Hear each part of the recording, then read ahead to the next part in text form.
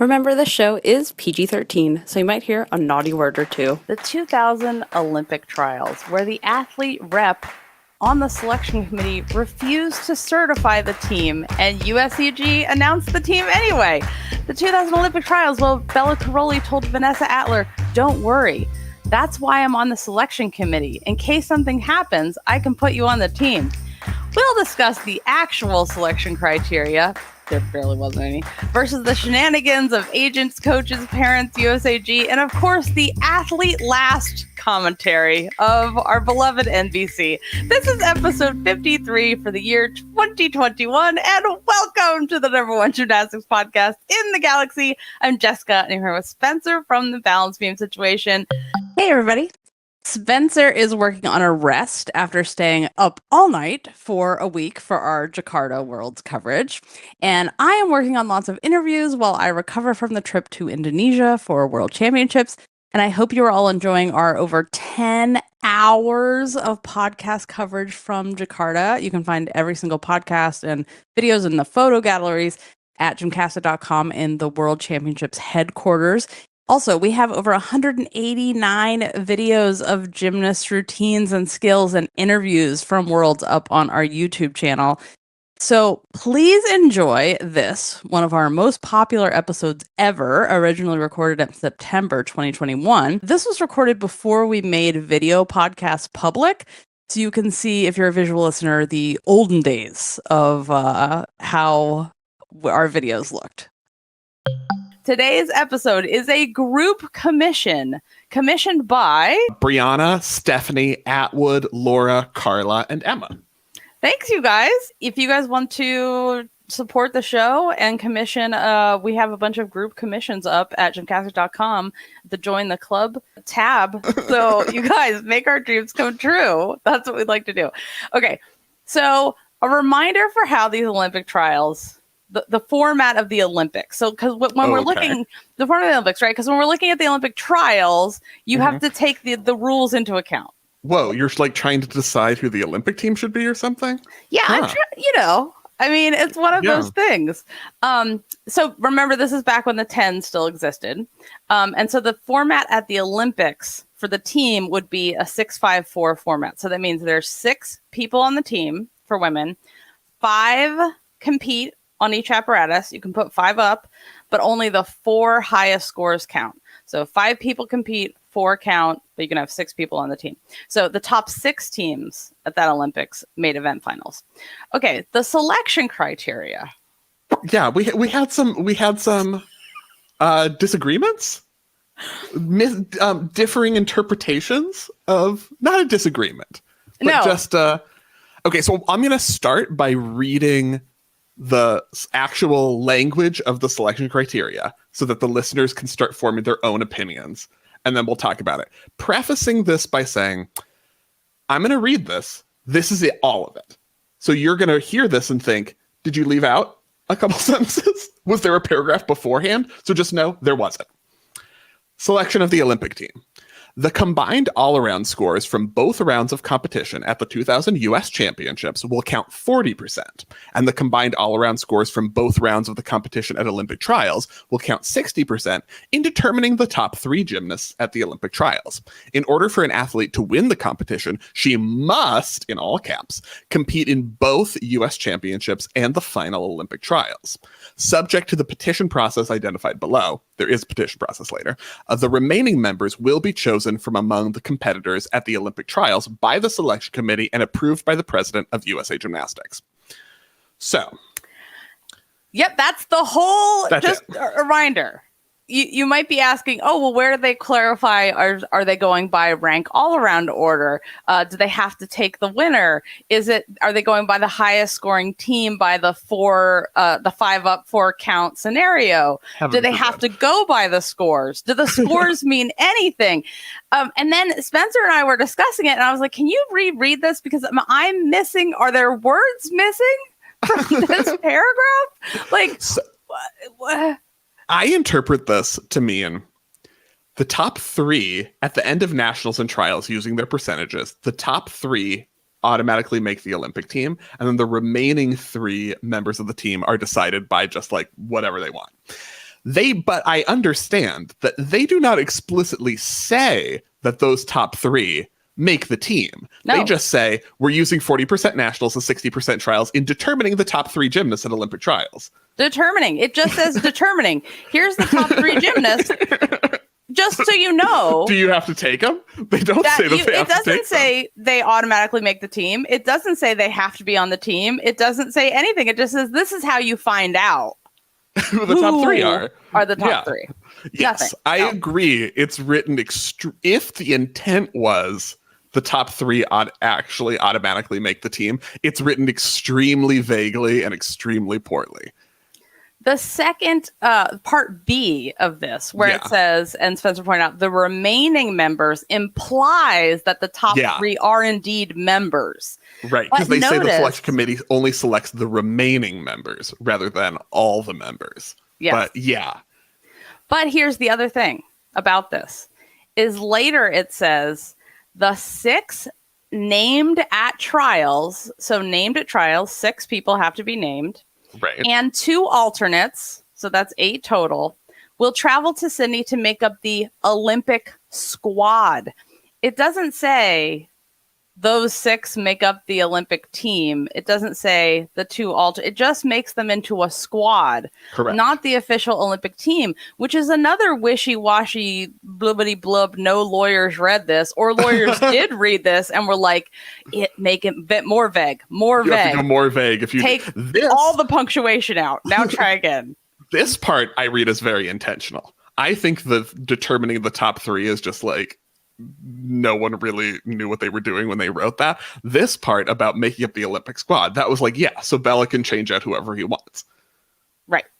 That was the whole point of that. And the other thing is that we know from having just last week, we did a history of the Olympic Trials Commission, where we didn't go through the whole history. We went the 80s to the 2000s to this. And then we decided, well, we have to do this group commission now because there's so much to discuss with 2000. Too much more to talk about with There's 2000. not enough time. But we know that throughout time, if this wasn't just a MARTA thing, the team was always, here's a team until we get to the training camp, like right before we actually go to the Olympics. And then you find out who's always actually on the team. So to make you as most stressed and put you under the maximum amount of pressure possible. And then we'll see how you do. And I feel like this is exactly the intention, is to see who rises to the occasion and who falls away.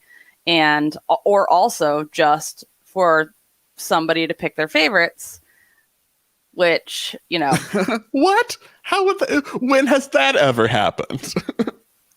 So I am going to say, I don't actually hate this selection process as a concept, as written with just a few words. If we adjusted just a few words, like if you gave this process to competent people in a fair environment, where you said, like, okay, half of the 6-person team is named by the all-around scores. All-around's not my favorite, but at least it's not the whole team being determined that way. Like, okay, there's a reward for your performance at trials, top 3, half the team is that way, and then half the team, you're free to pick the people who would make up the highest scoring team. That's solid. I don't think that's the worst selection process the USA has ever written. There are worse ones. But of course, then putting it in Bela's hands is just like lighting the whole thing on fire. And it becomes a terrible process because Bela was in charge. And I mean, the other thing is there are, to your point, like there are some advantages to this, which on the one hand, one of the things that Bela's complaints about this that was, reported at the time is he was like, they're putting these people on the selection committee who haven't been at the camp since January. So they don't know how these athletes have been training. They don't know who's going up, they don't know who I've broken. Oh, wait, it's everyone. Right. And so I kind of understand that to be like, you need perspective. But then it's like, well, isn't the trial supposed to count? Isn't there a reason for the trials? Isn't it supposed to matter? Because NBC would really like this to matter when they announce who the team is and when they choose who to show, because what you'll discover here is there's an Olympic team member who was only shown once this entire time. Hardly. It was like a total afterthought. That kid might be like in 9th place, so let's make sure to show her. The selection committee was made up of a judge, Marilyn Cross, and then Tracee Talavera was the athlete rep. And then Shari Knight Hunter was the other gymnast who was a little bit of a conflict of interest because she was at Hills at some point, but I can't remember if this is no, this would have been after her college career was over, right? So this was but so there was this. Tracee Talavera called this one of the worst experience of my life, is what she told the Chicago Tribune. Mm-hmm. She said, quote, Bela tried to influence the selection of specific gymnasts for the 2000 Olympic team by criticizing various girls for things such as, ready for this? Chewing gum. Off the team. My God. Half of the coaches have to be thrown out of that arena if chewing gum is part of the issue here. Listening to music on headphones. Ew. How dare you? You're supposed to bring a boom box so everyone else can hear what you're listening to. A boom box is an old-fashioned stereo. Headphones means disobedient and uncoachable. Exactly. You have to have your ears open at all times because who knows when Bella's going to decide to scream something at you. Having headphones probably means you have a boyfriend too, which is unacceptable. Yeah, no one would even consider a girlfriend. Okay, or quote, looking heavy. That's not a surprise. Right. So, yeah. It just gets worse, you guys. Prepare yourselves for the adventure that is the 2000 Olympic team trials. Fun. All right, so setting the scene. 1996 had happened. The Magnificent Seven, won all the U.S. team, wins gold at the Olympic Games. Then, 1997 World Championships. Most of the team, Moceanu continued pretty soon after, but most of the team was like, I am more famous than I ever thought I was ever going to be. I don't need to go to 97 Worlds, you guys. So 1997 Worlds, the U.S. women finished 6th in the team competition. And then at 1999 Worlds, because there wasn't one in 98 in those days, the U.S. women finished 5th as a team, aka panic time. What are we going to do? This is how we have to bring in Bela Karolyi to fix it story was born. Which is just like, did anyone actually think that was a good idea? What's interesting is that Tim Daggett reports how he thought there was going to be a riot on the floor because people were so upset with the selection criteria at trials. And I was like, everyone hates Bela. Like, he is universally hated. The other coaches, certainly. Right. So the fact that, and there's gymnasts here, like Vanessa Atler, who people tried to get to go to Bela, and she was like, hell no, I don't want to be coached by that crazy ass. So the fact that, somehow that USA Gymnastics and Bob Colarossi, who was the president at the time, shoved this down the throats of all of the coaches and the athletes. And the USOC at the time, would have been in charge of making sure that these are okay criteria. You have to turn them in and have them signed off. And the only way I can understand that these criteria were actually signed off on is that the USOC was like, we have to win.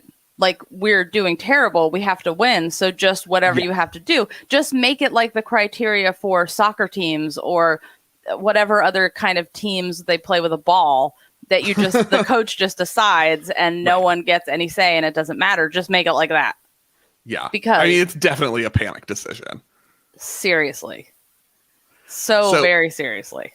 As the quad continued leading up to 2000, ultimately, at some point in these years, 5 of the 7 members of the 96 Olympic team attempted to continue, as well as we had comebacks from Christy Phillips and Kim Zmeskal in 1999. So there were a lot of people coming in, and those were all kind of constructed as, oh, well, they're trying to come in to save the team rather than just maybe they just want to do more gymnastics or something. But, Shannon Miller has to come back to try to save the team. Bella's coming in to save the team because, they're so horrible.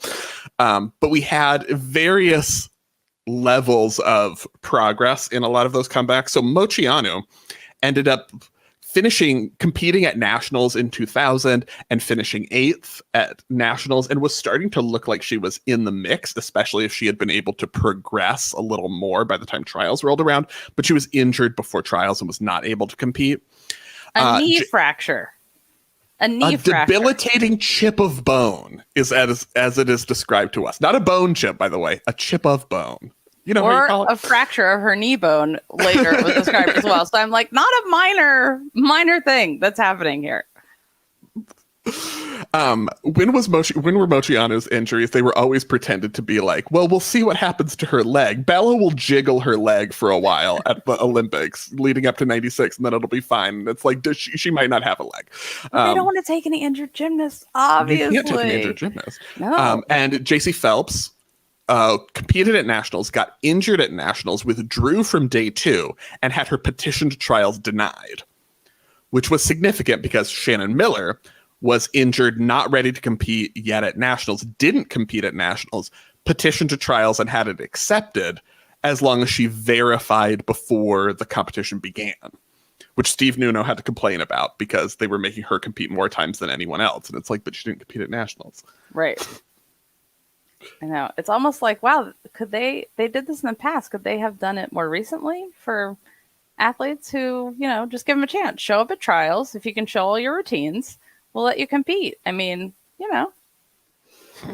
So what was the significance of this trials as the second worst trials of all time or the worst trials of all time? I mean, tough category. Is it a tie with 92? Well, I would, as we talked about last week, I would call 92 the most controversial decision-making process, like the most corrupt decision. But in terms of like the actual competition, I think this might be the most horrifying. Yeah. This was the hardest for me to watch of all the trials. Well, did you go back and watch 88? No, I didn't go back and watch 88 and you'll be like, oh no, that might be the hardest one to watch. Okay. Okay. So, but yes, a significant competition. Why would this be, an important group commission that we have to go back through and pick apart moment by moment? Couple things. Definitely among the most controversial team selections, particularly because we had fan favorite and 97 national champion Vanessa Atler not even being named as an alternate, despite being part of the mathematically highest scoring team based on nationals and trials, which is, as we read, the official scores used, 40% nationals, 60% trials. She would be part of the highest scoring team. Because at nationals, the only problem was bars. You just don't use her. So that is, I think Atler is what makes this the most controversial. Well, aside from just Bela being Bela. Like why Atler was not on the team, first of all, not even an alternate, second of all, is worth exploring. And there are still a lot of questions about it. Like, was it because of the gymnastics? She had a very rough performance both days of Olympic trials. She had falls, but also, a lot of issues even on events that were supposed to be good ones, like not just bars, at Olympic trials. Or was it because of her? Was she no longer the favorite? Mm-hmm. Was she chewing gum or listening to music on headphones, heaven forbid? Or, was this punishment for moving gyms? Was she deemed a head case unnecessarily and actually would have been a helpful member of the team at the Olympics, perhaps used on spot events? So there are a lot of very worthy questions about why Vanessa Atler was not on this team. It was also a controversial selection because the change, as we alluded to, the coaches, the change from 1996, where you had Miller and Moceanu petition onto the team, but otherwise they just went by the all-around standings. The change from that to Bela's just going to pick was very controversial. Moceanu, you said Moceanu in 92. You meant Aquino. I meant 96 and Moceanu. Oh, 96 and Moceanu. Okay. There was the issue there, I think, was a change in system, but also a change to Bela, which was not trusted by the other coaches, and they were given no clarity and no transparency about what the expectations were going to be or how any decision was going to be made. So that all combined to make this a controversial selection process.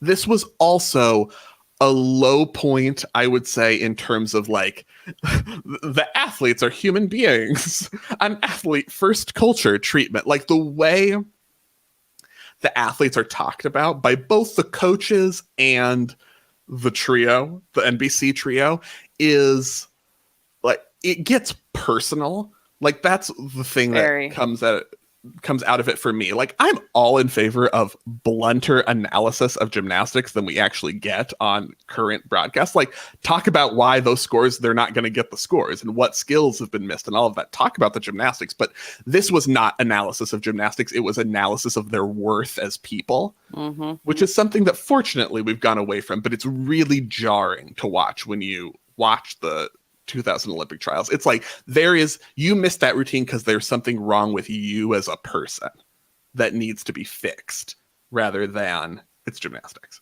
Yeah, I agree with that. That I think was one of the reasons it was so hard for me to watch this one again.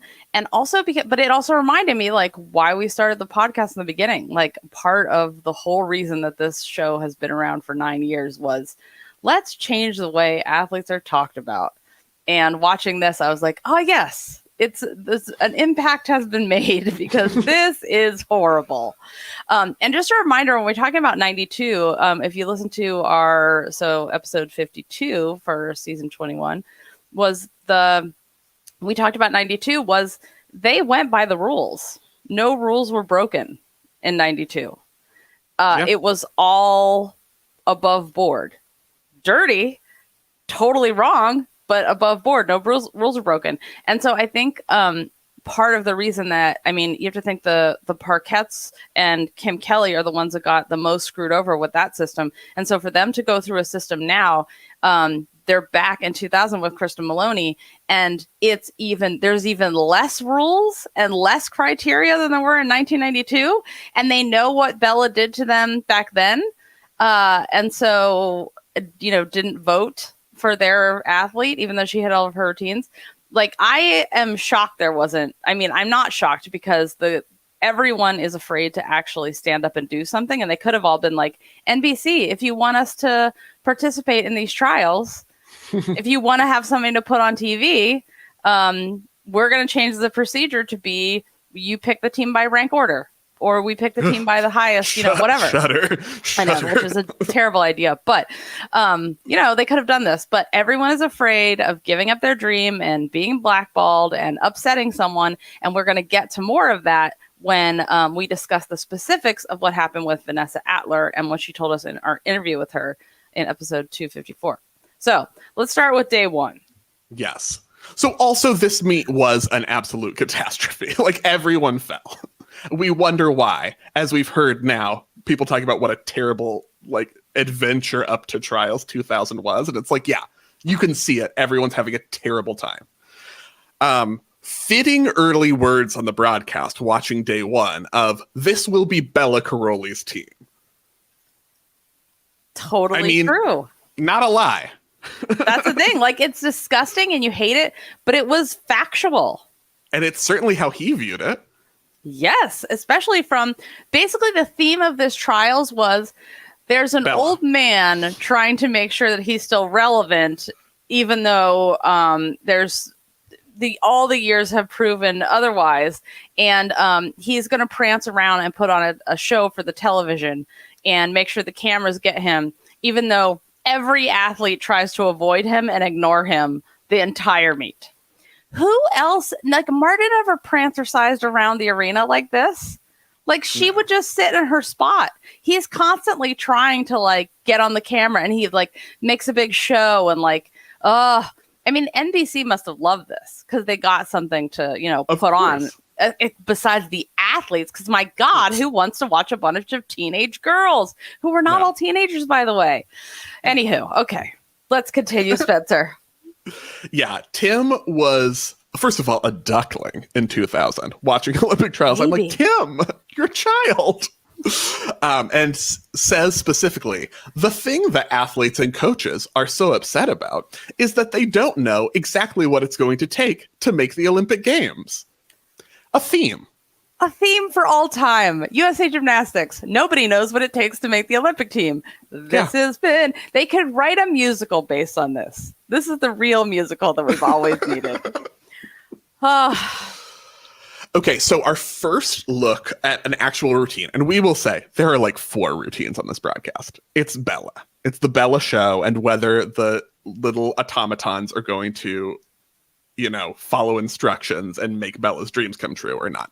But we do see a look at Jamie Dantzscher on bars, who, by the way, at Olympic trials, I would like to note, was 3rd behind Amy Chow and Elise Ray on bars, and yet did not compete bars even in qualification at the Olympics. And we still don't know why, and she still doesn't know why. And it's because, you wouldn't want to use the person who finished 3rd on bars at the Olympics. Anyway, her Ginger is excellent. We got some good individual amplitude moments. And overall, I think this team was strong on bars. That's the event that it's most pleasant to watch this group on. But there were we got a lot of misses. So I just want to note, we saw a hit bars routine from Jamie Dantzscher, and she had a great Ginger. I feel like when we went through the scores, it seems like, because we didn't see everybody's routine, that only Amy Chow actually hit every routine between the 2 competitions that counted, which were Amy hit every routine at trials. At trials, yeah. That's what I meant. Trials. Yeah. Dawes, I believe, hit every routine at trials, but she had some start value apocalypses that make it look like she had falls in the scores. Because I was like, how do you fall like this and still get an 8-8? And then I was like, oh yeah, it was the 10 era. The scoring was different. I have to take it back. 8-8 meant you either fell or you vaulted a Yurchenko layout half. That's how you got an 8-8. Yep. And Morgan White, I believe, did not fall at trials, but as we'll talk about, they re-showed the vault situation from nationals to make you feel like she fell at trials. Anyway, also what I want to talk about with Jamie Dantzscher on bars is the Bela fixed Jamie narrative, which I use the word fixed very specifically because it's what they use. It's horrible. So the idea is Bela talked to Jamie Dantzscher for 1 second at a training camp, and then that's the storyline that she used to be garbage who couldn't follow instructions, and then Bela said 4 words to her and it put her on the Olympic team is basically what we're fed. Nothing else happened. Part of this is I thought to myself, okay, there is that magic that happens where someone can tell you something a million times and you don't listen, but when one person whose opinion matters most to you says it, all of a sudden you're like, did you hear what that person said? I can do it. And I know because this happens all the time. Subtext is this this is from Coop, basically, is what it's saying. Coop claims, and I believe him, he will say things 1,000 times to Jessica, and then Jessica will be talking to me about it, and I'll say it once, and then Jessica's like, I agree with Spencer. Did you hear what Spencer said? And Coop will be like, I've been saying that for 6 weeks. It happens all the time. I'm like, this is a genius idea. Do you heard this? He's like, literally. But anyway, but obviously his opinion matters very much to me. But sometimes you just need someone else to tell you the same exact thing. But on the other hand, what is so upsetting about this is the whole and I want to acknowledge this and get this out of the way early, that, in this broadcast, trigger warning, there are multiple coaches shown who are in jail, who are RAPists, who are in jail awaiting their sentences, awaiting their trials right now, currently still. And there is a ton of that. And there are multiple athletes who have talked about their eating disorders. So, you can see how these women were set up to only care about themselves if they got approval from a man or they got approval from their coach, and otherwise they were not worthwhile as people. And how the TV broadcast was, you can say, making that worse or a reflection of the reality for the athletes. a lot of times I struggle between like, is NBC making this worse? Is NBC the abuser, or are they exposing the abuse in this? And it's both, because two things can be true at the same time. Or I mean, I would say reflecting rather than exposing, because exposing reflecting, seems like they're doing some worthwhile investigative journalism. Thank you. That was the wrong word to use. Yeah. But it's definitely just you can see why the pathway led to such a dark place, and why abuse by the doctor who shall not be named, ex-doctor, was so easy, was allowed to happen so easily. And this particular trials is often referred to as the prime example of why everyone was afraid to speak up, and the toxic, the culture of silence. And you can see that here. Mm-hmm. Like literally on day 2 on the broadcast, they say that Jamie was, quote, handed over to fix her, which is insane. Right. But very reflective. Right. Like, she is an object to be handed, she was broken and has to be handed over to the repairman.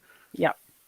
And all the stuff like she's not coachable, and everything was the problem of the female is a problem, and not perhaps, and we'll see this later, perhaps the coaching is the problem, or the atmosphere, the environment, or the way that elite gymnastics is run is what is causing the harm.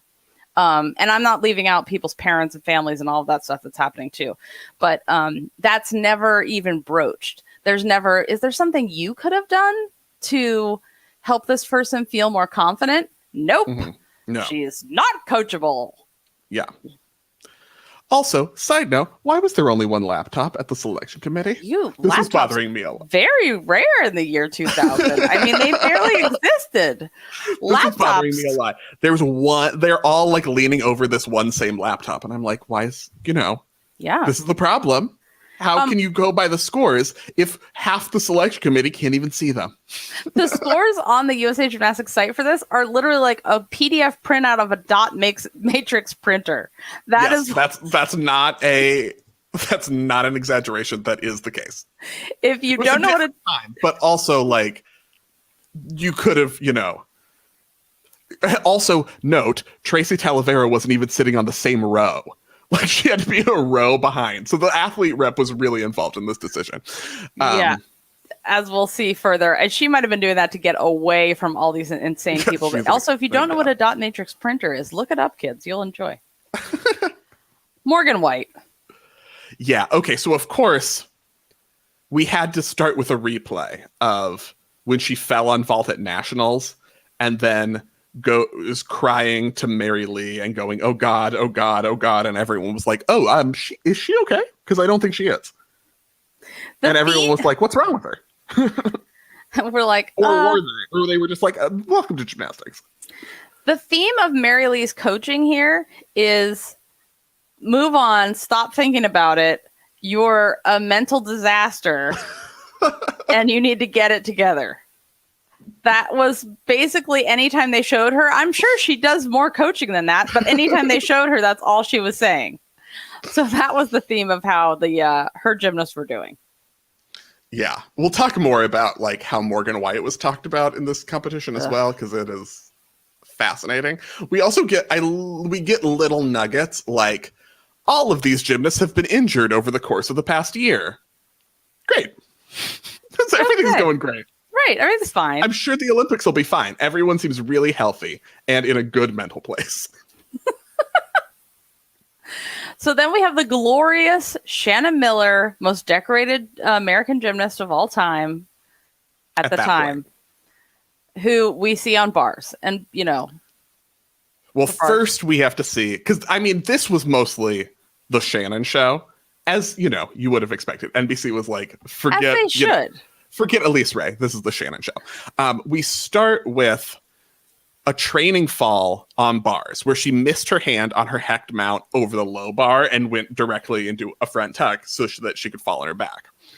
So this is from her verifying her routines before. I think it was from her verifying her routines. And so then Elfie Schlegel, the trio, says, "Good catch by Nunno." When it was 100% Shannon Miller using her cat-like abilities as the most decorated gymnast of all time in the United States at the time, doing a front tuck so she'd land on her back, not her head. Good catch by Steve Nunno. Really? He just put his hand out and like, what? And As this is a theme. many times, it's very rare for like coaches on bars who are spotting to actually be able to catch because it's happening too quickly and you're often not close enough. You can slow a fall maybe, or you can grab an arm, dislocate a shoulder, but at least the kid doesn't land on their head. But again, I point this out because this was like Nunno grazed her. But I point this out because the theme of this is women aren't getting credit. The men around them are getting credit. Right. Or the coaches around them are getting credit. Mm-hmm. The women are a problem. The coaches are the fix. Mm-hmm. We do see Shannon's competition at bars, which was a really good routine. I think this was her best routine of trials. And it felt like she was there on bars, but was not there yet on the other events. And didn't have the content on floor yet at that point. And then ultimately we'll talk about what happened on day 2. But it was interesting to watch because it was in some ways different strengths, but in a lot of ways reminiscent of watching like Nastia at 2012 Olympic trials, where you're like, if you had a little bit more time, you could have put at least bars and beam together at an Olympic level. And that's how I feel watching Shannon at 2000 trials. I'm like, if she had like 2 more healthy months, that would have been really right. Yeah. Because healthy was the difference for Nastia too. Like she wasn't healthy. Yes. So once. Yeah. But yeah, exactly. Right. Like, and the thing is like, it reminded me so how painful this must have been for Shannon Miller. I mean, it was painful for everybody, but painful for Shannon Miller because she's so perfect that I was like watching her like tiny mistakes. I was like, like, because Shannon doesn't do that. It's Shannon Miller. Like, of course she doesn't. But I also liked seeing her fall on bars not because it's enjoyable to see her crash on bars, but I think it's good for people to see how difficult this stuff is because Shannon doesn't crash. Like, yeah. Everyone else crashes. Shannon doesn't crash. So to see her have, I missed my hand, didn't push off the low bar. Whoop! I have to, front tuck to my back. Was good. But anyway, okay. So then we move over to Vanessa Atler on vault. And we get to watch her vault and her excellent Yurchenko double full. And vault on day 1 goes quite well for her. And I actually think was a little underscored. Because she was scoring with like mortals on vault, even though she was obviously the best vaulter at 2000 Olympic trials. Right. And didn't, all I could think was like, what if she had the table? Yeah. Game over. Yeah, I agree. With those, especially with those handspring vaults. Mm-hmm. Yeah. It's like watching the vault at that time, I remembered how scary vault was. Like, I don't really worry, except when people are doing double flipping vaults now. It's rare that I get freaked out on vault. It's only now on women's vault, right? And women's vault, I mean, because Simone. But on men's vault, it mostly is like people chucking double flipping vaults because they're like, whatever, we'll see. Yeah, we'll see where I land. I don't know, but yeah, like it was really scary. Like, and there were some scary vaults here. Even though nobody got, I mean, Shannon ended up getting hurt, but she was already hurt. So, yeah, the table. And what was with the beam? Did they like impregnate the beam with a microphone? How? Oh, yeah. Oh my God. Everyone like that. Sounded like they were on like the planet Venus. Like they were just like dropping bowling balls onto this beam. Like, where the hell did they put a microphone to get sounds like that out of a beam? I just could not with the beam sounds. I was like, can you turn that down a little bit? Like, anyway. Was this the era of Stomp? Maybe they were trying to just do a little like ode to Stomp during beam. Thankfully, we did get a rare opportunity to watch Amy Chow and Elise Ray do bars, and it was both perfect and wonderful and delightful. And they were just like, basically, because there was no drama. It was like, oh, you hit a really beautiful routine and you did well. So it was like, all right, enough of that racket. Let's get back to drama, because this is like, oh, two really amazing bars workers. Yep. Okay. Amy Chow stalled her positions. That's all. I don't have more to say. I just need to just say that. Coop. So this is probably Coop's first time seeing Amy Chow's bars, and he was like, wow, that mount was really hard. And I was like, never loved you more. Like, yes. Yeah. But like, I still am just like, Amy Chow. And the whole time I was watching this, I was like, why didn't Amy Chow ever get like the attention she deserved and the credit she deserved and the like? Well, she got them from us. Yes. I was just like, is it because she was just always consistent and did a good job, and she had like one crash ever in the history of her gymnastics? And so like, she was just so smooth and reliable all the time. And I remember like, I wasn't a big fan of Amy Chow because like she's not a good dancer. She couldn't dance. She didn't have good movement.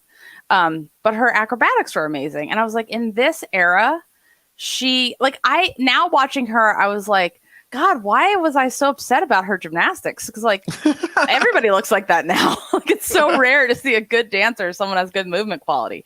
But I think that maybe that is why, because she stood apart in that she didn't have, I mean, not like there were, great dancers, but people had good movement quality, I would say.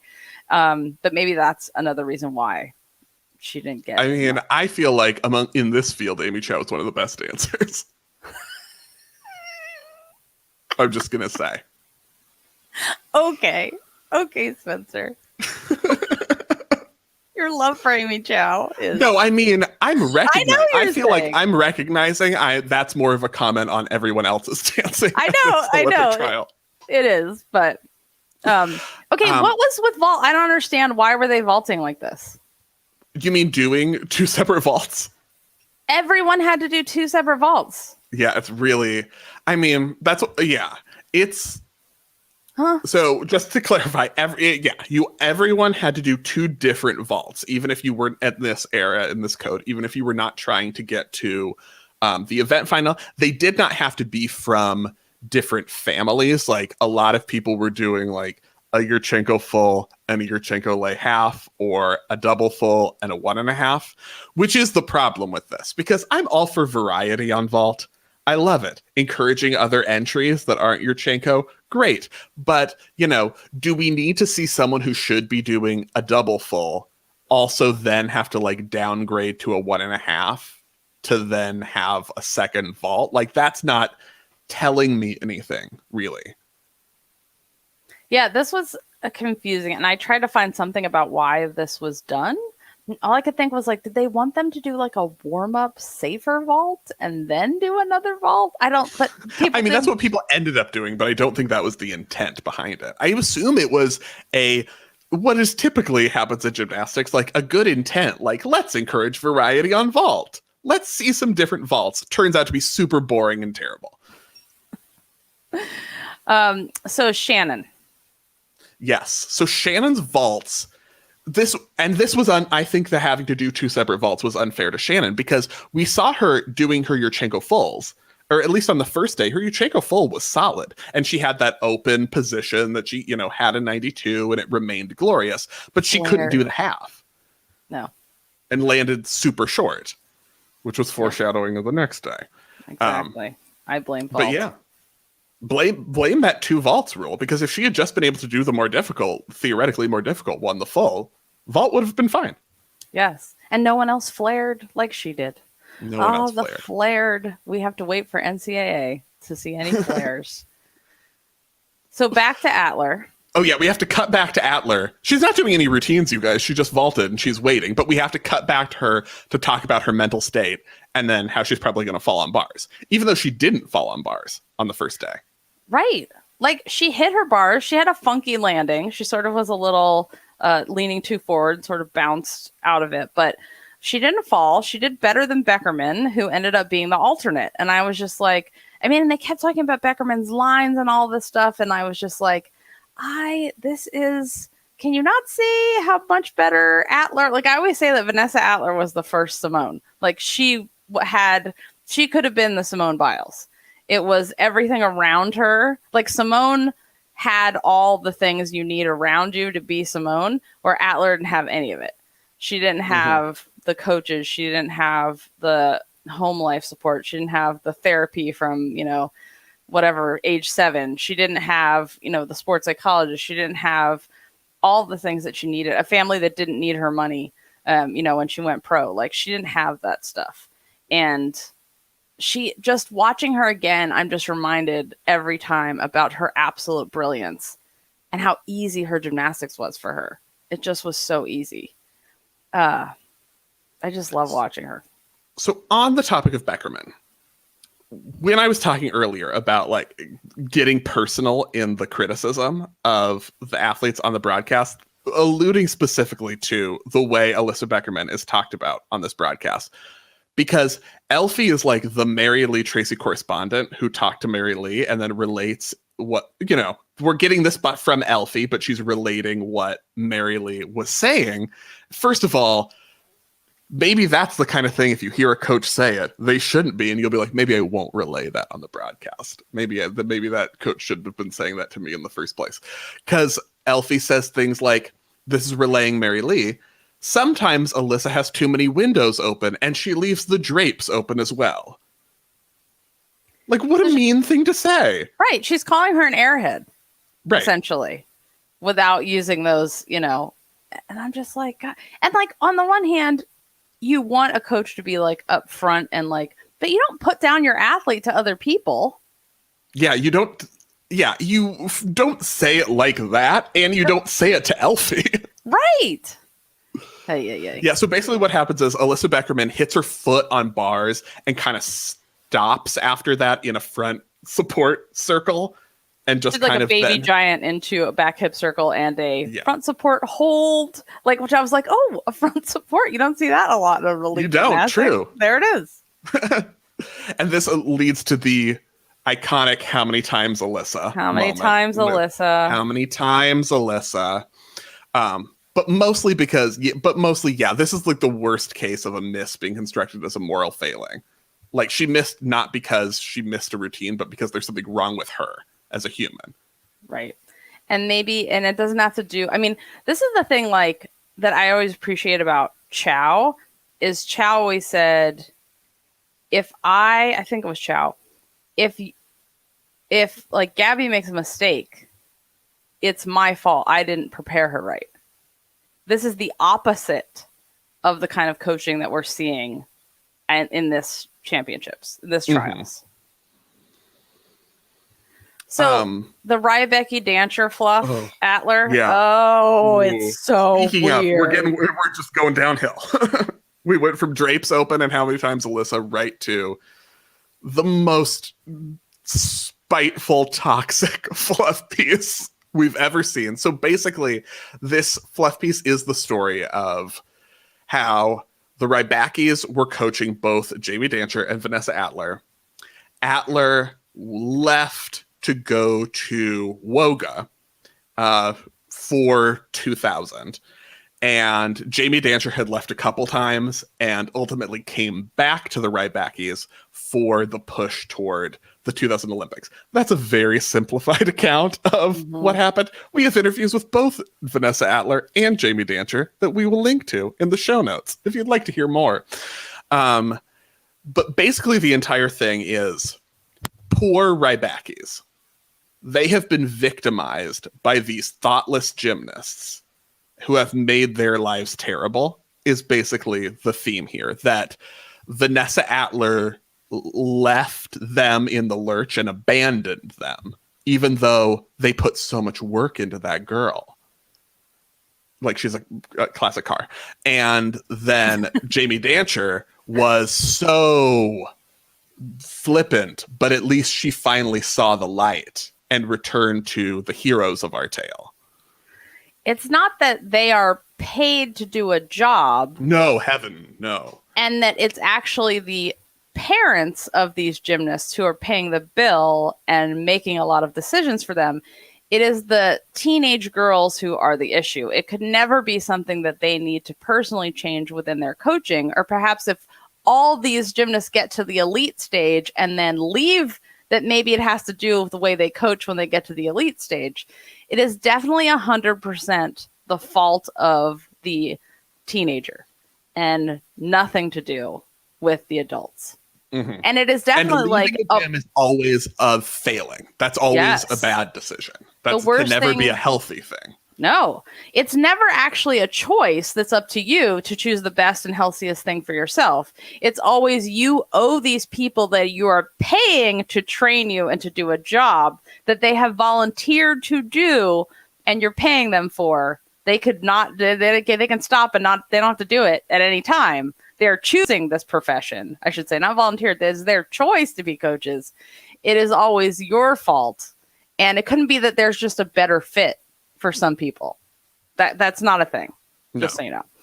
And we get to that more in our interview with Vanessa Atler. And like I said, we'll link to this. But some of the things that she said is that like she left because at championships, Steve Rybacki had treated her really poorly during a meet and yelled at her. And she said that she had heard that there was worse things that were said, and she doesn't remember it. Like, she's blocked it out, but she had heard that, you know, NBC was threatening to air this stuff and it was awful.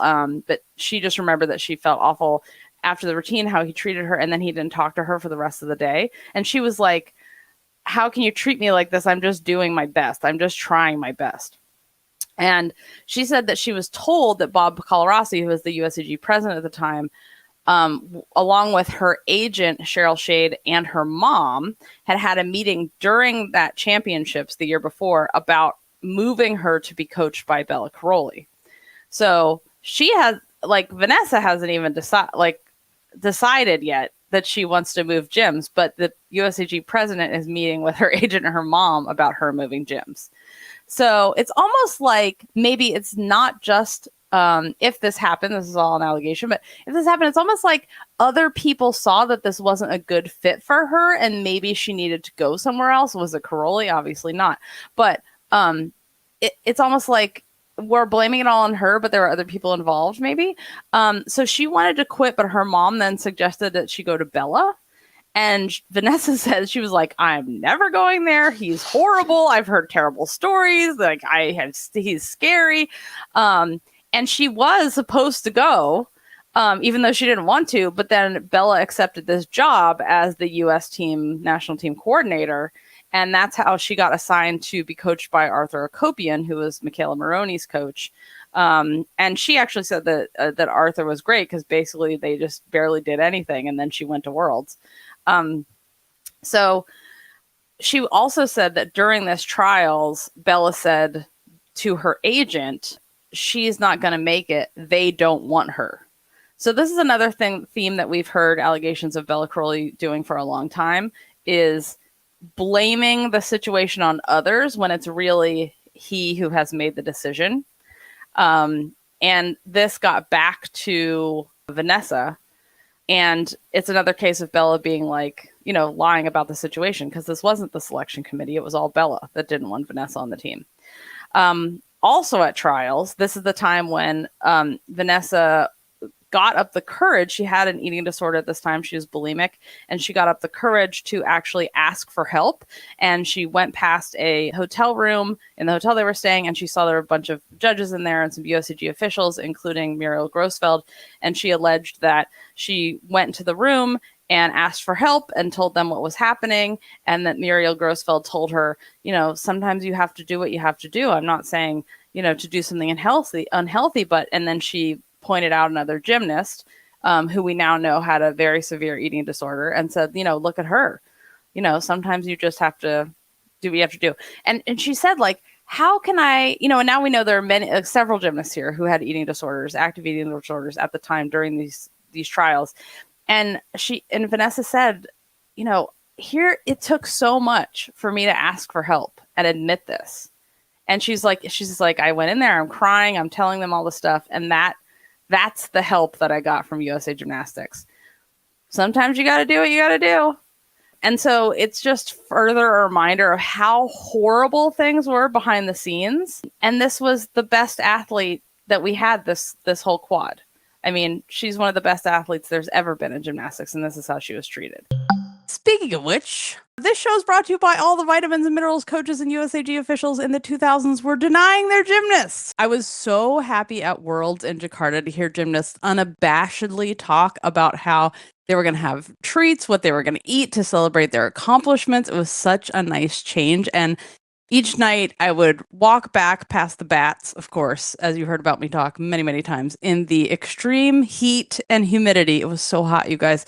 And I would celebrate by having a Huel Daily Greens ready to drink because they are so convenient to travel with. They just launched in Target, by the way. They're also nice just to make sure you get your essential vitamins and minerals and greens every day, because I can't say I was doing a great job eating vegetables there. They were developed by registered dietitians and nutritionists. They come in blueberry and apple and peach flavor. My favorite is the apple cucumber mint, which is really delicious. They have 42 vitamins, minerals, and superfoods, and it's got bubbles, you guys. Bubbles. And it made it so nice. I'd be so exhausted after 12 hours in the arena of running up and down the stairs from the tribune back to talk to athletes in the mix zone. And then at hour 13, it was time to record the podcast. And I didn't have time to eat anything before we started the podcast. So it was so nice to come back to the hotel and have a treat. Huel Daily Greens. They're only 25 calories, 4 grams of fiber, only 1 gram of sugar, but they had a lot of electrolytes. So I could replenish my vitamins and minerals and also rehydrate myself before I started talking for another hour and a half on the podcast. And it was just nice. Like, it was a treat, but it didn't make me feel sluggish. It actually helped me. So here's what I'm saying. Huel makes healthy eating simple. So they just launched in Target stores nationwide. Try Huel today with 15% off your purchase for new customers with our exclusive code at GymCastic at www.huel.com/GymCastic. Use our code to fill out the post-checkout survey to help support the show. Thanks so much. The worst part of this whole fluff piece is the picture, going back to Jamie Dantzscher. The picture. Okay. You guys, there is a picture of Jamie Dantzscher and the Rybackis where it's horrible, but like, this is also one of my favorite things because the dead eyes that Jamie Dantzscher is using to look at the camera as Beth Rybacki hugs her is just, it speaks so many words. She smushes her face up against her, like, this is my child.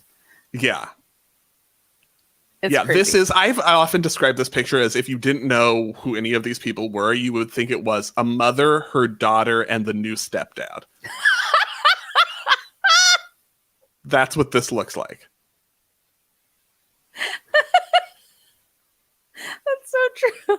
It's bizarre. There's also another wonderful picture in this fluff piece of Vanessa Atler and Jamie Dantzscher as children dressed in Old West costumes with their little fake guns and vests. That's excellent.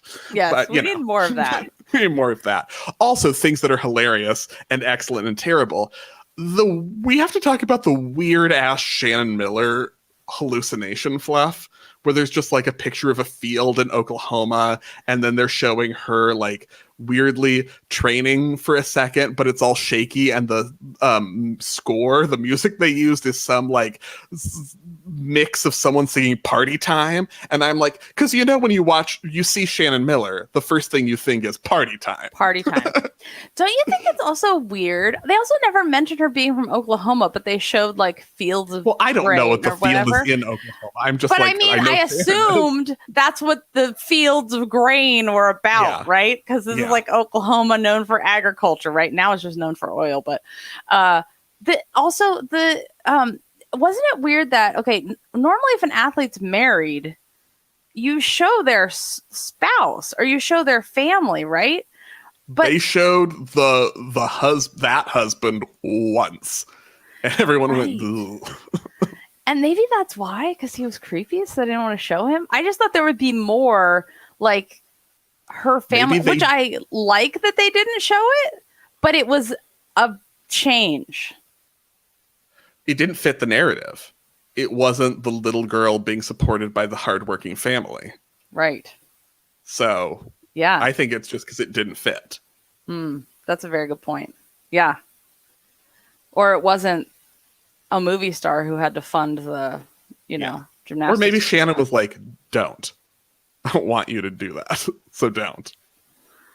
But also, like, we don't really see that even now.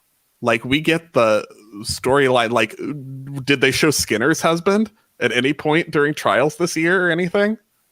Not that I'm saying they should have. But, I feel like those who didn't have, like, the family has sacrificed for my dreams storylines are still like, well, then that's not interesting to us. We don't want to project that. Yeah, they definitely showed her family, but I feel like I guess the only husband or, like, boyfriend or whatever they've really shown is, what's her name? Sacramone, because her boyfriend was, like, famous in, like, sports balls. Mm-hmm. Right? So maybe that's the only thing. Well, yeah, if you're famous, you're going to get shown. I mean, so that's Simone's boyfriend is a sports ball person, but he's not a famous sports ball person. So, how dare he?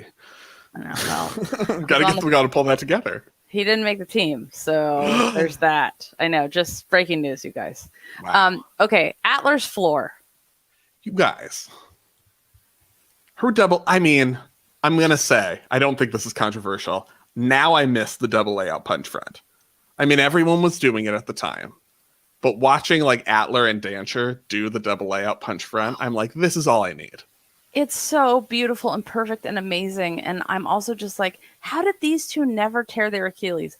All the years of Achilles, all the Achilles tears in the world, that they didn't land on those two. They're just so floaty and big and pretty and amazing. Like, watching her on floor was another just like, oh, I could watch her all day. I just wish there had been, like, a pro league so Vanessa Atler could just Vanessa Atler all day long and didn't need to put up with any of this nonsense. And we'd probably still see her doing gymnastics today. I just love her so much. And I will say, I know that she doesn't mouth, "Can you believe this shit?" when her score comes up, but I'm going to say it's what it looks like her mouth is saying. Are we sure she didn't say that? I think she didn't say that, but it's what it looks like. She says, "Can you believe something?" Yeah, I don't think she would have said that back then. Yeah. But I wish it had been.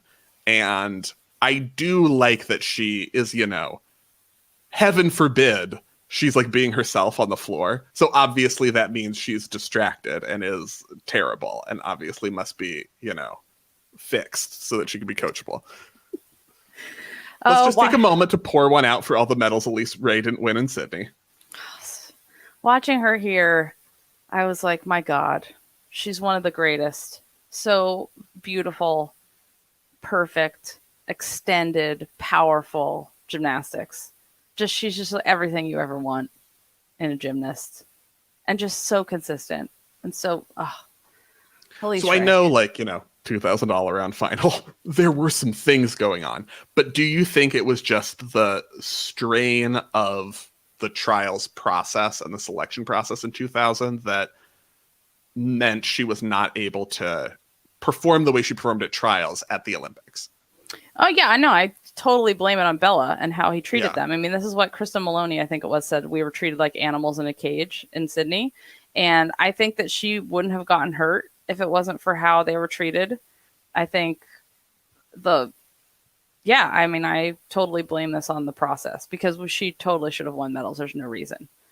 And, like, dislocating her, shoulder in the middle of her routine, or subluxing, I should say. It wasn't a full dislocation, or she would have been stuck on the floor with her arm hanging out. And that's freaky. If you've been, like, always healthy and all of a sudden that happens to a routine and then you're hoping it doesn't happen again. So yeah, obviously it's all Bela's fault and I'll never forget him. So we should talk about Atler's terrifying day one beam dismount, where she misses her foot. She's kind of offline and then misses her foot and ends up boomeranging thankfully onto her back, but very scary moment and a very scary beam dismount. And I maintain it's because Bela was lurking right there like a nightmare walrus right behind the beam. Like, of course she's gonna, like, you notice that as she's getting offline the opposite direction from Bela. I think because she's subconsciously like, get me away, get me away, get me away. And then she's offline. This is what happened. Bela Nightmare Walrus Karolyi is 100% what his new name should be. Some poor kid is going to have nightmares now. Yeah, like her hand, she misses part of her hand on her back handspring. And literally, she didn't miss a foot. She missed both her feet and took off with one big toe. Yeah. Is what was on the beam. One of just the big toe down, one metatarsal is what propelled her. And she's so freaking insanely strong. She almost did a double back off of one metatarsal. But because she has amazing air awareness, with Troutway gives her no credit for her absolute brilliance. Troutway, you don't know anything. Instead of landing on her neck, she wisely opens up and stops her rotation and just bounces on her back. How she didn't knock the wind out of herself, I have no idea. Can you imagine if this was like the 80s with one mat for landing? She would have broken all the back things and the ribs. But to say how amazing she is, she still got an 8-something for no dismount and landing on her back.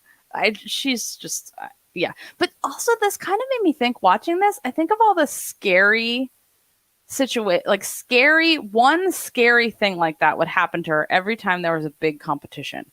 Mm-hmm. And some of me thinks that like she wanted to quit a long time ago. And it's one of the things she told us. She wanted to quit. She was like, I hate this. And she wasn't allowed to.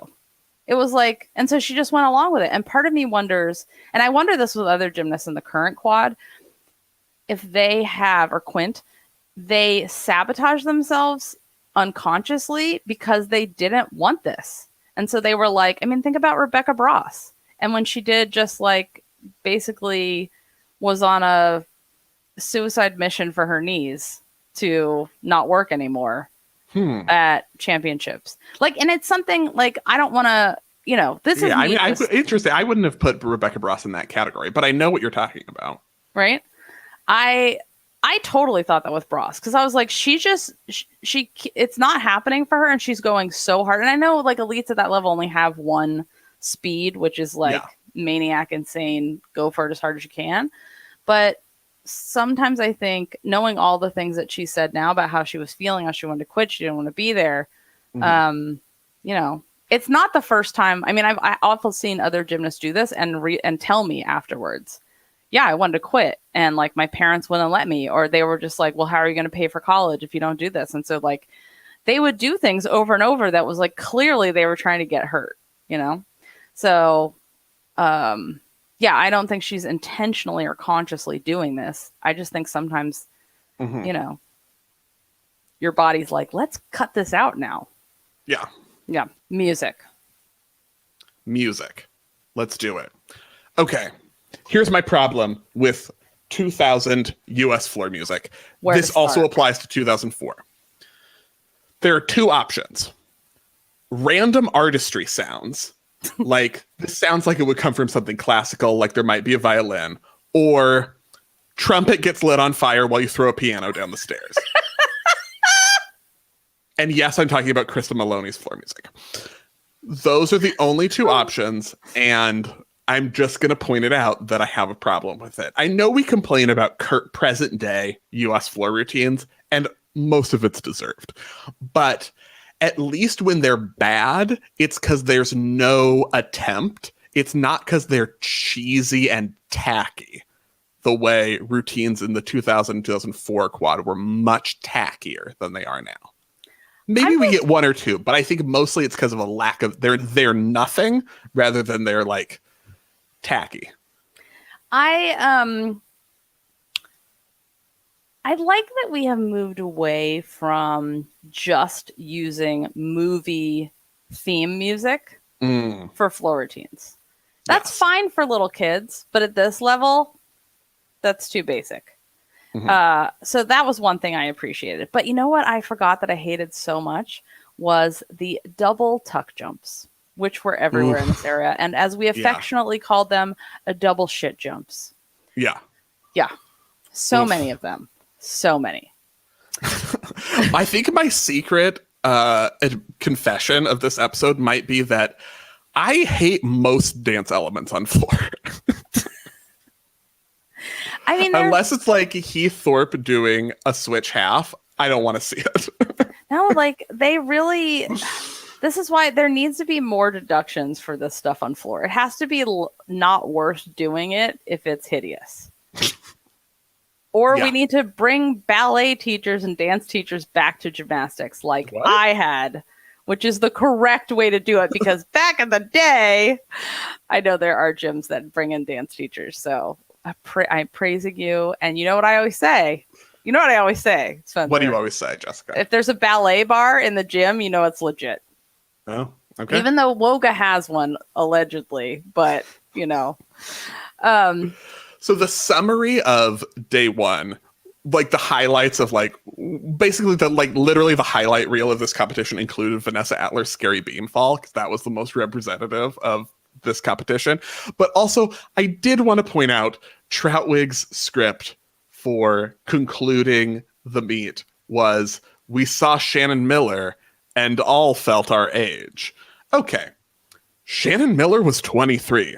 You weren't. We all felt End our of age. comment. Oh, God. Let's just conclude by saying how happy we all are that Troutwig has not been invited back to participate in anything NBC related. That the one thing NBC has done right. Well, they've done a couple good things, but that's the best thing they've ever done. Okay. So moving on to day 2, that starts with this overshadowed all the good stuff. Like Shannon looked actually really good. Like, you know, she needed a little more time, but like her floor, I mean, I know she put in like extra stuff, but even the construction of her floor, did you notice how she did 3 tumbling passes basically in a row? And then she got on the floor, and, you know, she can get away with the slow, I need to breathe time on the floor, NCAA style. She's like, I have done the Reese's Gymnastics Cup for 17 years. I know how to roll around on the floor. But this, I forget how, especially when I watched her on Beam, I was like, my God, her and Elise Ray on the same team on Beam, stop it right now. But then day 2 happens and the whole meet starts with this. I know they didn't even have a chance to do the intro fluff. Nope. They had to start with Shannon hyperextending her both legs, trying to land a Yurchenko half. A very scary landing. Yeah. It was very short. And then more terrifying than the landing was that who are the 3 people who run up? 3 people who run up on the mat? Bela, Nunno, and the criminal ex-doctor. Yeah. Just the team you want around you. Yeah. So, like, poor Shannon. And also, like, why was Bela there? I mean, why was all of them there? But you know, like, 2 of them it was their job, I guess, to be up there. Why is Bela on the mat? Because camera. Get it off of there. Because camera. Where's the camera? Smush it. I'm surprised he didn't just like slide in next to her on the mat and lay down and be like, you guys are getting this, right? Yeah. And then they go to close-ups of the ex-husband. So, like, someone save Shannon is basically what I'm saying about this meet. And, of course, you know, gymnastics. You get the extended close-up of a woman in tears while her coach says, "You okay?" Let me think. No. You can tell that because I'm in tears on the mat after hyperextending both my knees. No, I'm not okay. Also, we're not going to go into the stuff about Shannon's ex-husband, who turned out to be more horrifying than not everyone at this meet, but up there. Yeah, but definitely highly ranked. Definitely highly ranked. She discusses that in our interview with her, so we'll put links up to both of the interviews with her, so you guys can get the full story from her about that. Because I think she has very good insights about why she ended up with this guy. And then, of course, Shannon has, you know, the decision of, oh, you know, hey, you can either do a second vault right now on your glass knee, or you can like look after your body and shatter all of your dreams and mine in front of everyone. Your choice, no pressure, do whatever feels right. the impossible situation. At least she actually got a medical evaluation, unlike Vanessa Atler, who landed flat on her back. So she should have been evaluated for a concussion and for a neck injury. But everyone just gave her a hug, squishing her cervical spine into their chest and patted her on the head. Mm-hmm. Oh my God. Yeah, I mean, she is like, and like it's not like a Carrie Strug 96 situation. She's actually asked, like, let's talk about what's happening before you're going to vault again. But I'm saying it is that impossible situation of like, what is she going to say no? Right. Even if she's like super injured. This is why athletes always need someone to protect them from themselves, because they will always just do it. Mm-hmm. Like, how dogs can just run? They will just run and run. I didn't know this about dogs until my exercise science professor broke down crying in class, talking about dehydration with us. And that they took her dog on a hike, and I guess dogs will just go and go until they die unless you stop them. And her dog, they didn't bring water, and the dog just went, never stopped, and died on the hike. Like, it was too late. And by the time they tried to I'm sorry, guys, dog trigger warning. It's so upsetting. I know. She started crying. We started crying. It's been a very fun episode. We need to like step up the fun a little bit in this one. We've talked about, it's 2000 Olympic trials. So like, of course it's going to be super depressing and terrible. But I'm just saying elite athletes are also like that. They will just go and go and go until they pass out, and then it's too late. So you need someone to protect them from themselves. So, okay. And then we get the Beige Drapes intro fluff to day 2 to talk about how everyone's been falling and how Bela is the star of the team. I would like to note about this fluff piece. First of all, the shot of Morgan White has her head down, basically crying into her knees. And they're like, this is how we're advertising the meet. The top 3, Elise Ray, Amy Chow, Kristen Maloney, aren't even in it. They're not even in the intro fluff, which I feel like that more than anything else tells us everything we need to know about how this meet was framed, which I know they weren't the story. They were definitely going to make the team, but like the top 3 people aren't even in your intro. Right.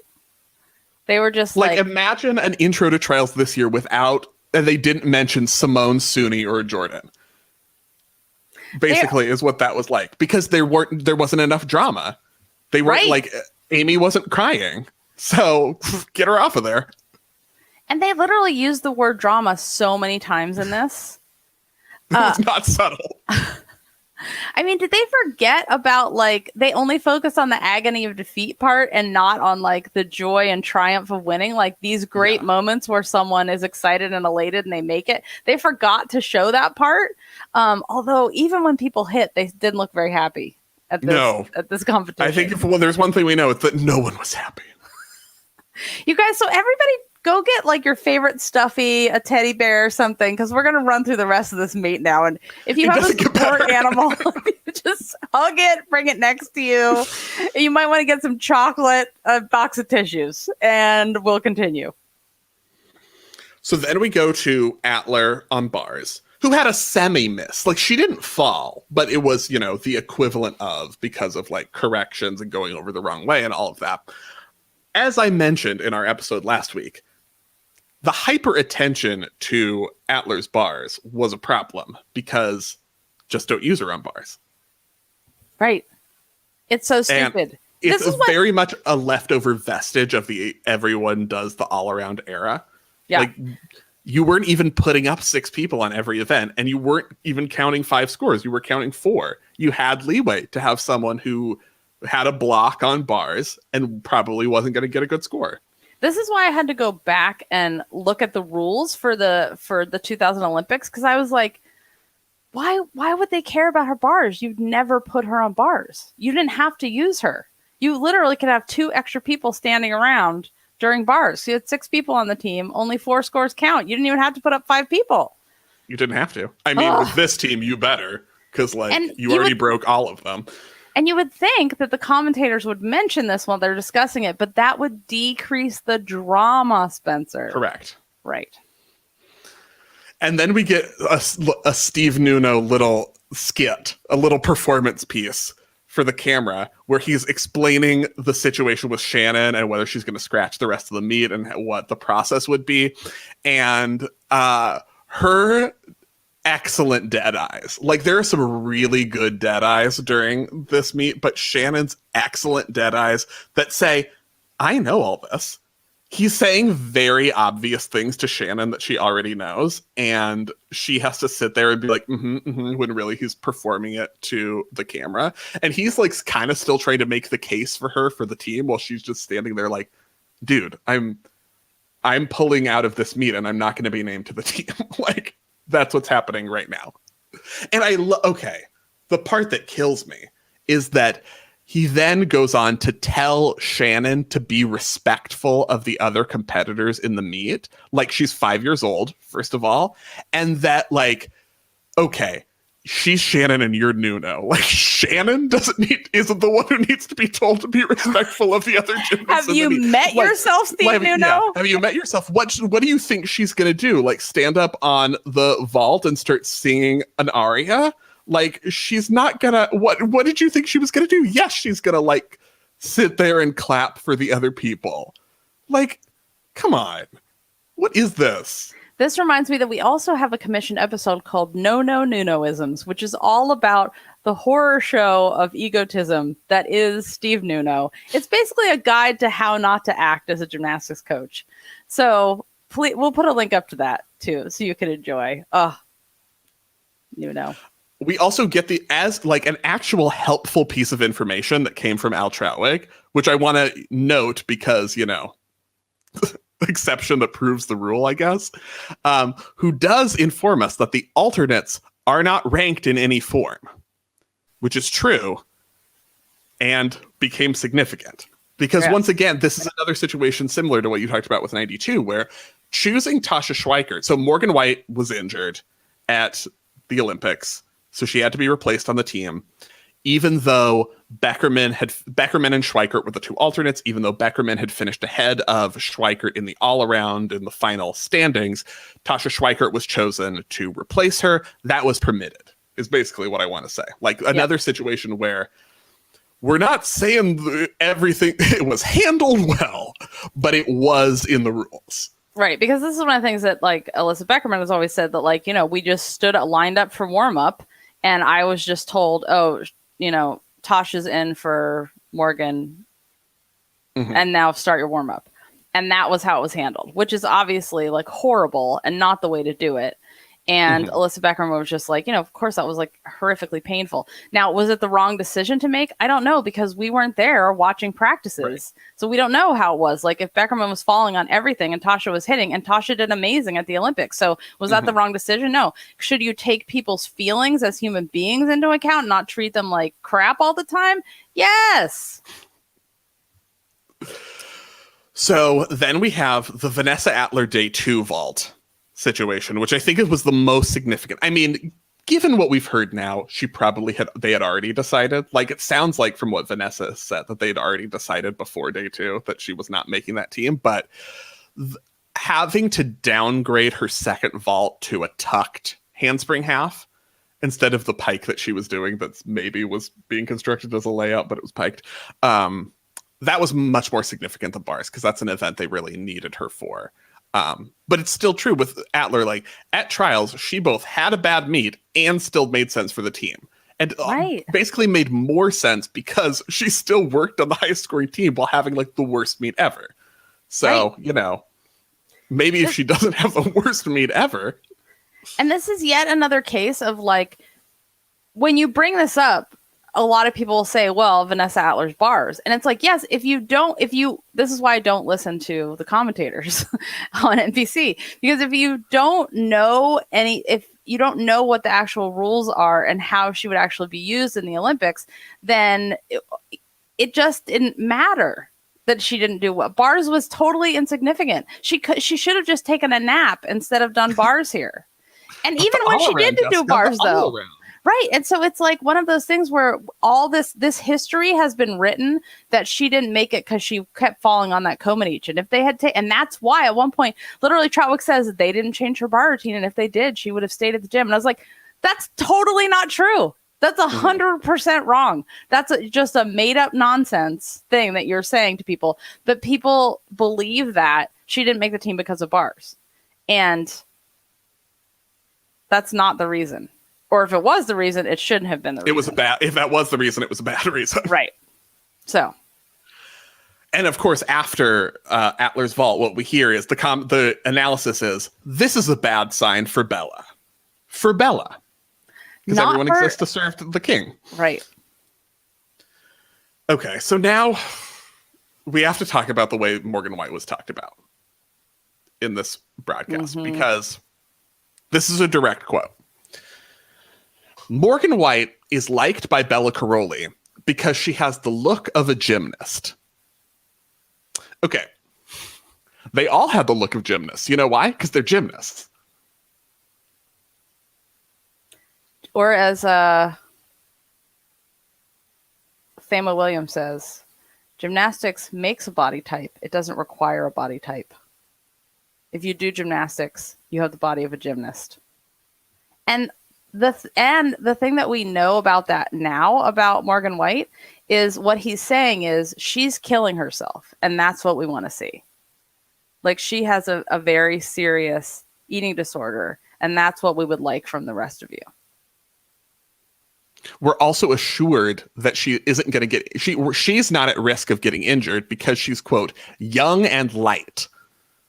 Unlike the older gymnasts like Dominique Dawes. Right.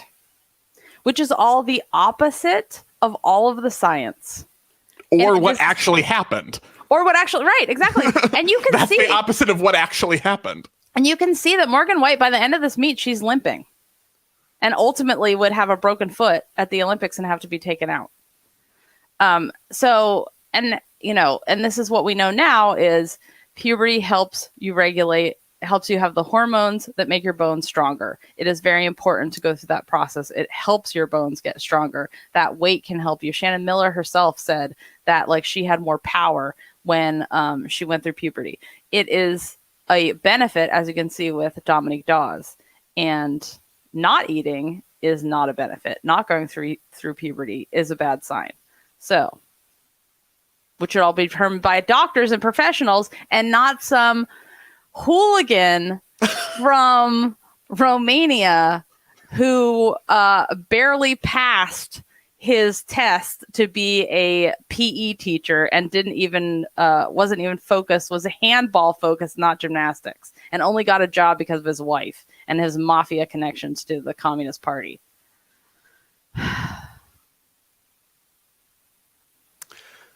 Anyway, now, we get the first appearance of Tasha Schwikert. Oh, wait, I did want to talk about, sorry, I got so distracted with the mafia and of Bela Karolyi's life that I did want to acknowledge Morgan White's back handspring and nodi is a thing of beauty and amazing and so difficult, and shout out to her for that skill. Back to Tasha Schwikert. Yeah, so she exists. Second rotation of day 2. She won't make the Olympic team, so it's fine. This is one of many occasions over the next 5 years in which Elle Trawick communicates that her mom and dad are dealers. And I'm like, you need to say blackjack dealers. You have to say that we're talking about cards. Dealers means something else, Al. And the way that he says it too, they're blackjack dealers, as if people don't have jobs. And also, I was always like, wow, that's amazing. Because I think, if you're a card dealer, you have to be really good at math and really fast and not make any mistakes. Again, going back to the mafia that runs Vegas, allegedly. So I was super impressed by this. And I was like, what a jerk. And this is where I feel like we haven't brought up the racism that is part of his the way he talks about her and her family. And I also think the way that Amy Chow was just ignored as a human woman with feelings. And I think that may possibly be a part of that. Maybe. Yes. What was I was going to say something about that, but now I've forgotten. Don't worry about it. We get the interview with Shannon Miller about withdrawing from the rest of the competition because they decided, not to compete the remaining events after the vault injury. But because, heaven forbid, she didn't cry while she was being interviewed, Jessica. So obviously that's a failure. That's not what we were looking for at all. God. We needed to cry. It's important to tell women how to behave. And how we want them to act. And it's crying or smiling. Crying is very important. Nothing in the middle. So they decide that means she's in denial and doesn't really get that she's not going to make the team, rather than just is answering a question that she's being asked in the moment and, trying to process the situation. She's in denial. Don't worry about it. She's totally in denial. That's how she got a physics degree from the University of Oklahoma or wherever she went. She doesn't understand these things like math and, doesn't have any emotional intelligence to tell. And she has no experience to know the situation. She doesn't know. This wouldn't be her third Olympics. How could she know? She's just a married lady with an airy lady mind. Right. They do accidentally say Dominique Dawes. Which is the best. Which is excellent. And I feel like is much better than Awesome Dawson. And I like it so much better. With Dominique Dawes. Yeah. The whole Awesome time. Dawson is for a child. Dominique Dawes is for a grown-ass woman. Which she was here. I like it. Yeah. Do you want to talk about more garbage about how Alyssa Beckerman was treated in this competition? No? Well, we're going to do it anyway. Okay, so the day 2 situation is Elfie reconvened with Mary Lee Tracee to get more quotes about Alyssa Beckerman. And this is what Elfie tells us that MLT said on day 2. Quote, referring to day 1, she says, she got distracted by her fans. She actually turned around and waved to them. She acknowledged her fans when they were calling her name. I've got to prevent that tonight. How dare she? How dare she? The only way... behave like a person who is, engaging with the supporters of this sport and being a good ambassador for gymnastics to her fans. What a garbage human. The only way to be a female athlete is if you don't have any emotions and you block out everything until you do interviews and then you should cry, or until you win and then you should be happy, or until no matter what happens, you should smile. But you cannot be successful if you're the kind of person who feeds off of attention. And having, as we learned from Simone, she was always so much better when she didn't acknowledge any of her teammates or the crowd or the people there. Right, exactly. Like, no one can be good at a sport if they acknowledge the people that are there. That is the instant killer. That was definitely the problem all along. Yeah, that's one of the most remarkable, weird things that I've ever heard of a gymnastics broadcast. Like, imagine thinking that was the problem. Is it the windows open? Is it her fans? Is it maybe that the windows are open and that's where the fans are waving from? Oh my God. Oh, also, I love that Kristen Maloney quietly actually had like a rough second day of trials and fell twice and no one noticed and it didn't matter because that was like counted as a hit in this meet. Yeah, basically. It was just like, all right. And in other years, that would have been like DEFCON 1000. Like, oh my God, one of the favorites had 2 falls on the second day. Here, it was like, oh, thank God she only had 2 falls. And this is my annual reminder of when we talked about Kristen Maloney, that there is a documentary that followed her and other gymnasts during this process that was made by an independent filmmaker. And I think it's called Gymnast. And that filmmaker was with her when she woke up from her surgery, having the rod put in her leg. And she's in the hospital, her dad, because he was having surgery at the same time. And that filmmaker has decided to just shelve that and never show it again, which I think, especially based on all the things that have happened in the last 5-6 years, that filmmaker should change her mind and should re-release that. I'm sure Netflix would pay you a lot of money for that, by the way. So... yeah. Every time I saw her competing, I was just like, how is she doing this? How? And her leg wasn't fixed. She had to have that rod taken out again. And then she got sepsis from the surgery. And just the fact that Kristen Maloney has 2 legs is amazing. Basically, is the summary. That she still ends up with 2 legs that work. And could still do that full twisting double layout 4 or 5 years later in NCAA. Like, yeah, she's amazing. Question. When has NBC ever said that a U.S. gymnast score was too high? Once. Vanessa Atler, 2000 trials. I'd just like to point that out. Like, they've never done that before. We were already told that she's not on the team. So we're going to make sure to say that score was too high.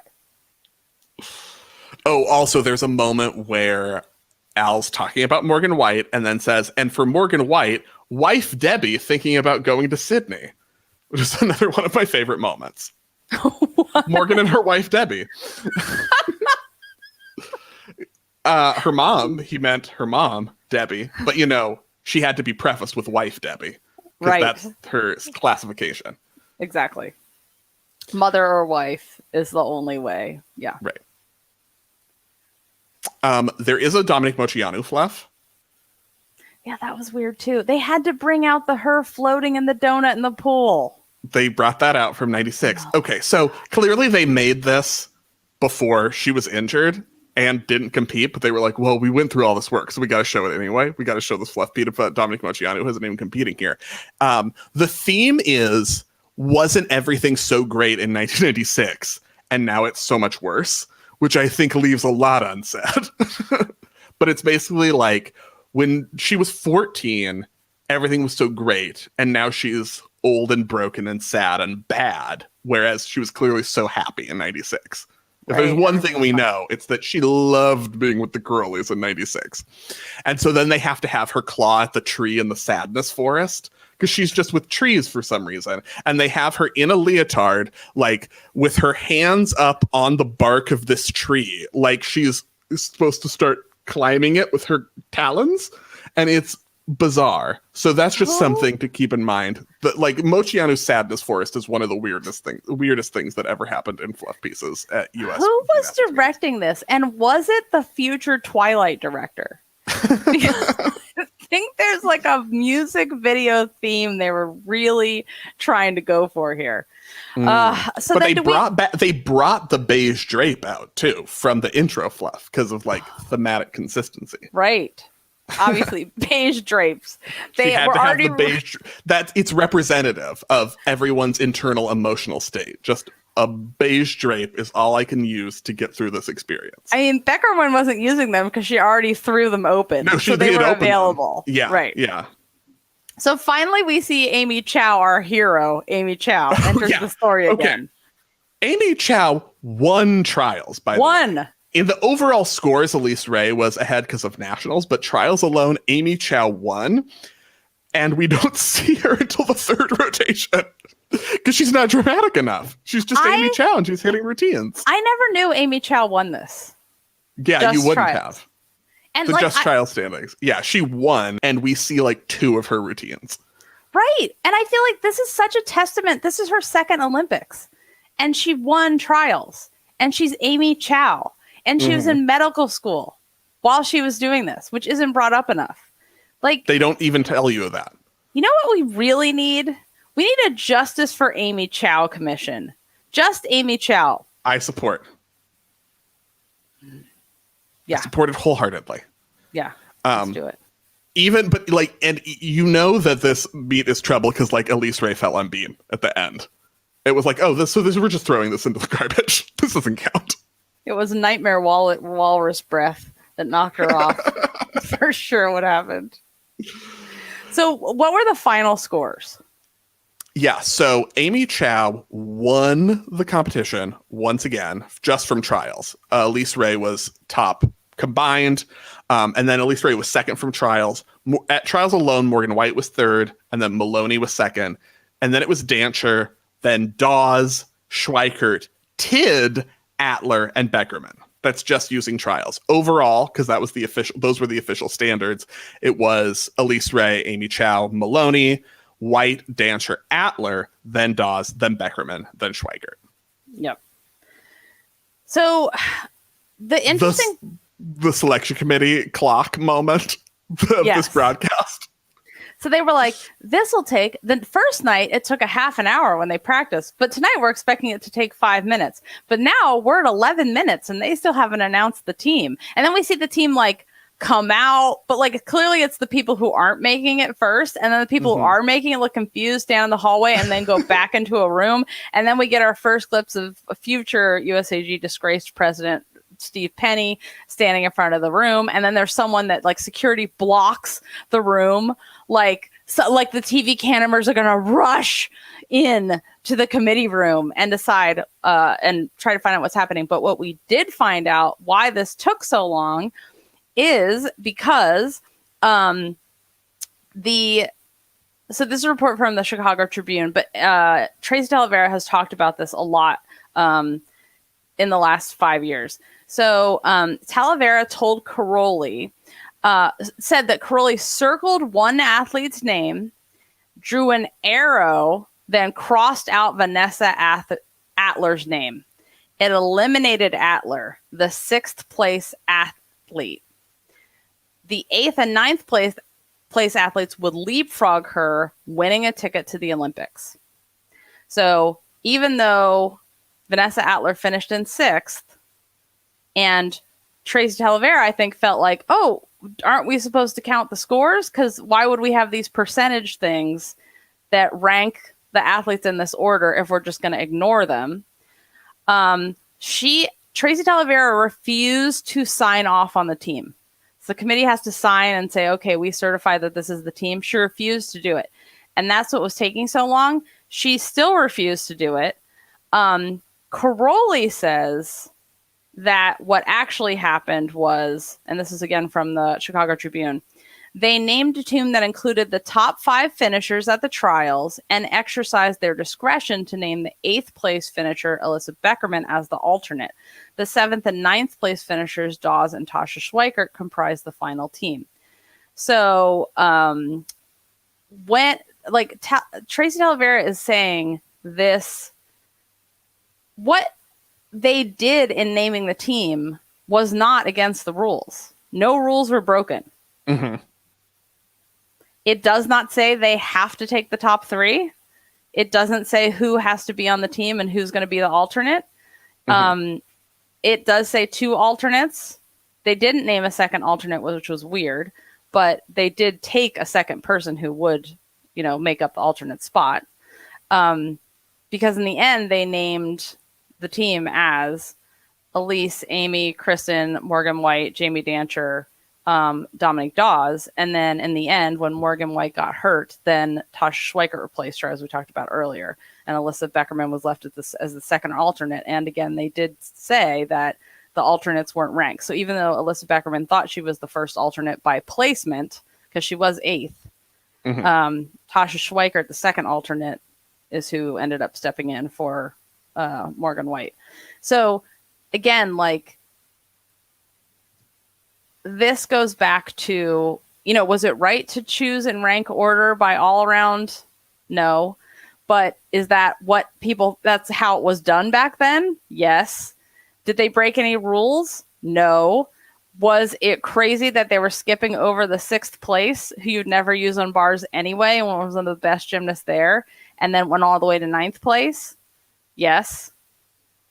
But no one cared. Tracee Talavera's whole point was, it didn't matter that I was mm-hmm. on the selection committee and said no and wouldn't sign it. It didn't matter. There was no accountability. But then going back to accountability, they weren't breaking any rules. So what could she point to to back up her feeling that they should go by this? Because they intentionally wrote the rules in a super vague way. Only if there was a requirement that she sign off on it, and then she never did. Right. So this goes to, I think the reason that Tracee Talavera has made such a point of speaking out about this is going back to the toxic culture and the culture of no accountability and the culture of we do what we want and it doesn't matter even what other people who are put in the position as the athlete rep. That's the other thing. She is the athlete rep on that team. I mean, Sharon Hunter was an athlete too, but she was not on ever an Olympian. And it didn't matter what she thought. It didn't matter that she protested. No one cared. USAG put one person in charge who got to do whatever they wanted.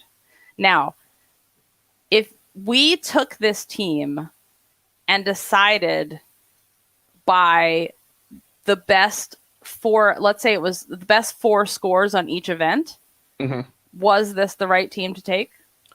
It depends on what standard you want to use. Do you want to use only trials or include nationals or only the average score of both days of trials or the best score, because it ends up being very close between Atler and Dawes. Well, it was supposed to be 60-40.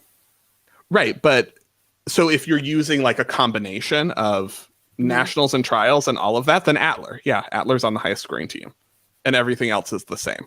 The Dawes team, the argument for Dominique Dawes, which is, I think there is a legit argument for Dominique Dawes. It's not where I would have gone, but it's average score from trials, because she had a better average than Atler. My feeling is that's by 0.03 of a point.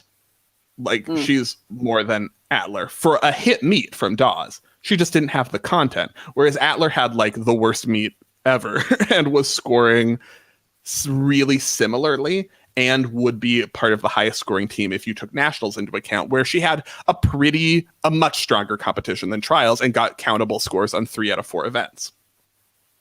So that's why I think Atler makes sense. I think you can make the argument for Dawes is that she was reliable. You could trust her to hit in the moment. Whereas it would be perfectly valid argument to say after trials, I don't know whether we can trust that Jamie Dantzscher is going to be able to, or that Vanessa Atler is going to be able to go to Sydney and hit. That would be a legitimate concern after trials. I think what the giveaway is that Atler wasn't even an alternate. Right. Which really makes no sense. Right. Because if you needed somebody for floor, I would absolutely take Vanessa. Like, Vault? If one of the... Yeah. And Vault, you had Morgan White and Alyssa Beckerman both in the group. You couldn't use either of them on Vault. They were going to get AIDS. Right. I just don't know why you wouldn't. Yeah. But I think what's interesting is that we know from Vanessa Atler's interview that USAG was part of, and Bela Karolyi were part of, getting Vanessa to go to WOGA and work with Valeri. And if you listen to that interview, obviously I don't want to, go over this. Like, she goes in depth and like how she thought Valeri was a really nice man and she really liked the family and everybody, but like they got weighed 3 times a day and, they had her running in plastics and she was just like, this is terrible and stupid. And all of her eating disorder got worse. Did he want Dawes because he just for the hit factor? Was there some vendetta? I think that's the most charitable interpretation of the team, is that you knew you could trust Dominique Dawes at this point in her career to hit routines at the Olympics. I think that's a really faulty reasoning, because US wasn't like, you weren't safe for a medal. You had to really like go and show out. The only reason the US has a team bronze from Sydney is because China was ruled to be, one of the Chinese athletes was determined to be underage and they were stripped of their medals. But yeah, I think that's the most charitable reasoning. I think based on things Vanessa Atler has said, it sounds like this was not a gymnastics decision. If what was the Bela was telling Cheryl Shade that she wasn't going to be on the team? Yeah, and then also there was the story that Valeri had told. This is all related from Vanessa, that Valeri had told Cheryl Shade, Vanessa's agent, that they didn't want her because she was quote unquote fat.